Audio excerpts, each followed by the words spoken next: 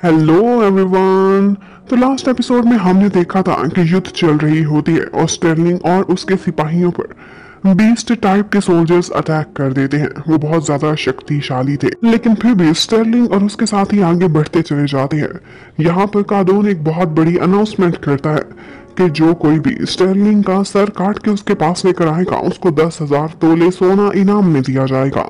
अब इतनी बड़ी अनाउंसमेंट सुनकर उन सारे सिपाहियों में नई जान आ जाती है और बहुत से ट्रूप्स वहां पर लड़ने के लिए आगे बढ़ने लगते हैं। जीशियो हाई पॉइंट पर खड़ा होकर ये सारा सीन देख रहा होता है। बाई चौन उसे मशवरा देती है कि अगर इस टाइम पर हमने बैक ऑफ ना किया तो शायद हम नुकसान में रहेंगे, और जीशियो उसको भी ऐसा ही लगता था। वो फौरन से ड्रम बजाता है और उनको सिग्नल देता है कि ये टाइम है बैक ऑफ करने का। स्टर्लिंग और उसकी सारी सेना ये सिग्नल सुन लेती है और अब वो लोग वापस को मुड़ने लगे थे। उनके रास्ते में भी इधर उधर से बहुत सारे डीमन आर्मी के सिपाही आते हैं, लेकिन वो उन्हें मारते हुए कुचलते हुए आगे बढ़ते चले जाते हैं। उधर ले होंग ने भी अपनी तरफ से पूरी कोशिश की थी, लेकिन वो नाकाम वापस आया था। कादोन गुस्से में आ जाता है और उसके सीने में ठोकर मार के उसे नीचे गिरा देता है। उसकी काफी इंसल्ट भी करता है।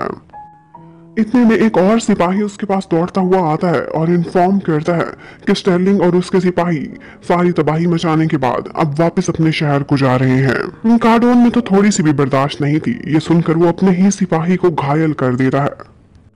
यहाँ पर उसके ऑफिसर से मशवरा देते हैं कि सिपाहियों का मोरल डाउन है, वैसे भी हमारी सारी सेना में खलबली मची हुई है, कोई कहीं है तो कोई कहीं। ये सही टाइम नहीं है कि हम उनका पीछा करें। अगर वो लोग दोबारा उनके पीछे जाते तो पहले से ज्यादा नुकसान खाते, इसलिए अब डीमन आर्मी को पीछे मुड़ना पड़ता है। और स्टर्लिंग अब अपने साथियों के साथ कामयाब होकर वापस लौट रहा होता है। ह्यूमन रेस के सारे सिपाही इस टाइम पर बहुत खुश थे। हर कोई नारे लगा रहा था स्टर्लिंग और जीशियो के लिए। उन दोनों की इकट्ठी प्लानिंग ने ही उन लोगों को जितवाया था, और डीमन आर्मी जो उनसे तादाद में इतनी ज्यादा थी और स्ट्रॉन्ग थी, वो बैक ऑफ करने पर मजबूर हो गई थी। इन दोनों भाइयों की अंडरस्टैंडिंग, टीम वर्क और इनकी स्किल्स कमाल की थी। आज हर कोई बहुत खुश होता है और पाई सिटी में सेलिब्रेशंस चल रही होती हैं। जबकि हमें दूसरी तरफ दिखाते हैं कि एक जनरल यूलिन जिसका बाजू जीशियो ने काट दिया था, वो अब अपने एक हाथ के साथ तलवार की प्रैक्टिस कर रहा होता है। उसे काफी मुश्किल हो रही थी। उसका घाव भी उसे तकलीफ देता था और एक हाथ से स्टेबल रहना उसके लिए बहुत मुश्किल था, लेकिन फिर भी वो हार मानने वालों में से नहीं था। उसके दिल में बदले की आग जल रही थी। वो जल्दी से जल्दी किसी युद्ध में जीशियो का सामना करके उसे हराना चाहता था और अपना बदला पूरा करना चाहता था। यहाँ पर उसके साथ ही आकर उसे कहते हैं कि प्लीज सर, आप इतनी प्रैक्टिस ना करें, थोड़ा तो रेस्ट करें, नहीं तो आपकी सेहत दोबारा से खराब हो जाएगी। इतने में उसका एक खबरी आता है और उसको इन्फॉर्म करता है जो भी सिचुएशन पाई सिटी में बैटल की हुई थी, किस तरह से कानून की आर्मी वहां से पीछे हटने पर मजबूर हो गई। ये सुनकर यूलिन काफी हैरान रह जाता है। उसने जब सारी डिटेल सुनी थी तो वो परेशान होता है कि स्टर्लिंग ने 20,000 के ट्रूप्स को कैसे काबू किया, कि कब दाएं मूव करें, कब बाएं, कब बैक ऑफ करें। तो वो ये सुनकर हैरान रह जाता है कि उसका एक साथी था जो हाई पॉइंट पर खड़ा होकर सारा कुछ ऑब्जर्व कर रहा था और अपने ड्रम्स के थ्रू ये सिग्नल्स देता था। तो ये सुनकर यूलिन भी इम्प्रेस हुए बगैर नहीं रहता। वो कहता है कि इन लोगों के पास रेयर टैलेंट है, ये तो मानना ही पड़ेगा। अगर स्टर्लिंग और जीशियो का ये टीम वर्क ना होता तो शायद डीमन आर्मी उनको हरा चुकी होती।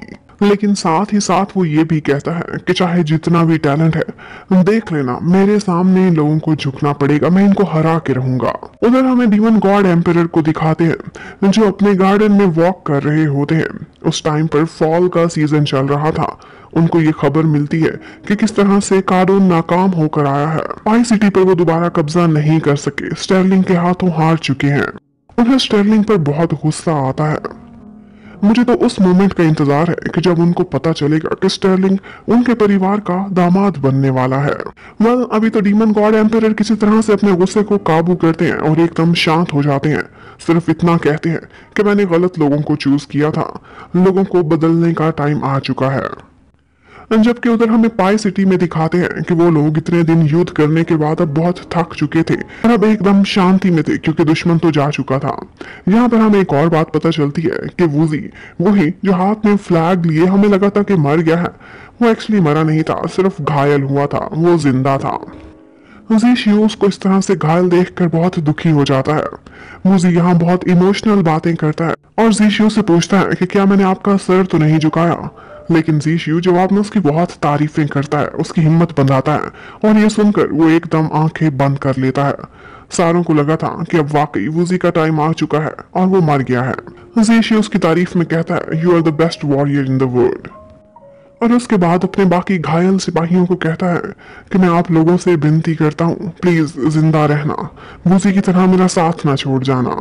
और साथ ही साथ उनको ये भी कहता है कि आज आप लोगों को अच्छा खाना मिलेगा, बहुत सारे पैसे भी मिलेंगे, सिवाय पत्नी की मैं आप लोगों को सारा कुछ दिलवा सकता हूँ। अब ये बात सुनकर फौरन से वूजी अपनी आंखें खोल लेता है और एक भूत बनकर जीशियो को डराने लग जाता है। अब जीशियो को समझ आ गई थी कि उसने नाटक करके सिर्फ उसके मुंह से अपनी तारीफें ही सुननी थी और जीशियो तो बहुत कम ही किसी की तारीफ करता है। अब जीशियो भी वापस अपने मूड में आ चुका था। वो मिंगयू को कहता है कि इस पर मेडिसिन जाया करने की कोई जरूरत नहीं, मरता है तो मरने दो, मैं तो इसकी शक्ल भी नहीं देखना चाहता, इससे मैं मिलूंगा तो अगले जन्म में ही। और ये कहकर वो उसे अकेला छोड़कर वहां से चले जाते हैं और यहीं पर ये पार्ट खत्म होता है। Thank you for watching, stay connected, bye bye.